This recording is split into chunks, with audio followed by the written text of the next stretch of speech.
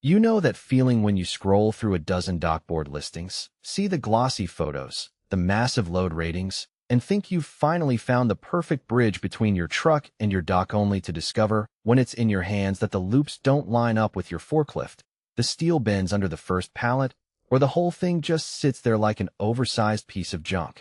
That hesitation is real, and it's why I wanted to dig into the Bluff 15T7284 dockboard before I ever hit buy now.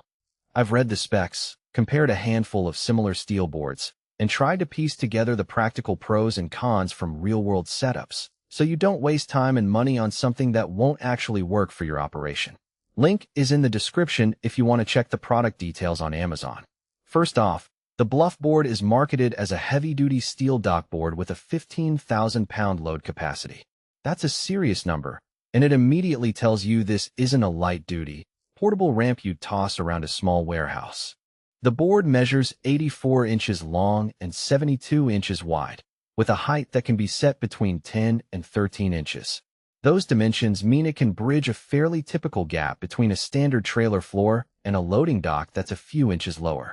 The two fold-down lifting loops are meant to engage forklift forks, allowing a single forklift operator to lift the board into place and lock it with the built-in positioning pins. If you run a medium to large distribution center where trucks arrive daily, and you have a fleet of forklifts that already handle palletized loads, this board fits right into that workflow. The steel construction is all welded, which eliminates the weak points you often see in aluminum or composite boards that rely on bolted joints. In high-traffic environments, think a busy receiving dock where dozens of pallets are moved every hour. The welded steel resists the dents and scratches that would otherwise degrade a lighter board over time. The positioning pins, one 7-inch bend on the dock side and a 9-inch bend on the truck side, give you a clear visual cue that the board is correctly aligned before you start rolling pallets over it. That visual lock-in is a safety net for operators who might otherwise be guessing whether the board is secure. Now, let's talk about the practical side of getting this thing onto the dock.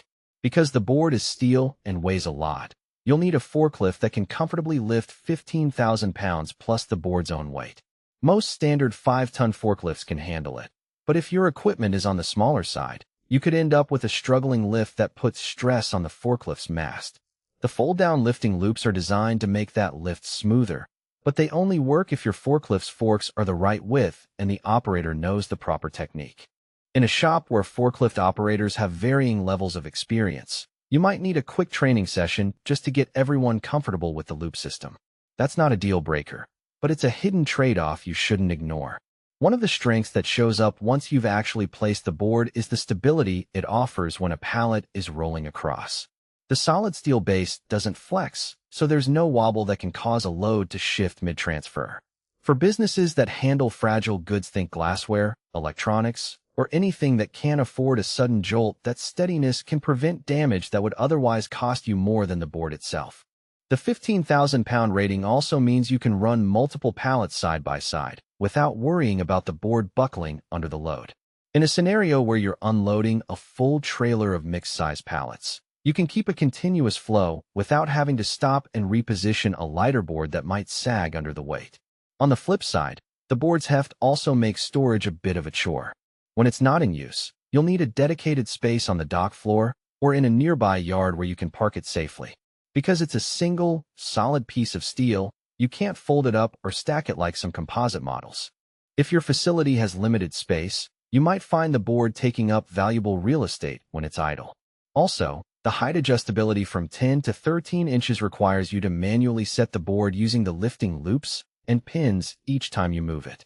That isn't a huge time sink, but if you're switching between trucks that have different floor heights multiple times a day, you'll spend a few extra minutes adjusting it each time. Another consideration is the cost versus the alternatives. While I don't have a hard price point in front of me, Bluff's heavy-duty steel boards tend to sit in the mid to high range for dock equipment. If you're a small operation that only receives a few deliveries a week, a cheaper aluminum or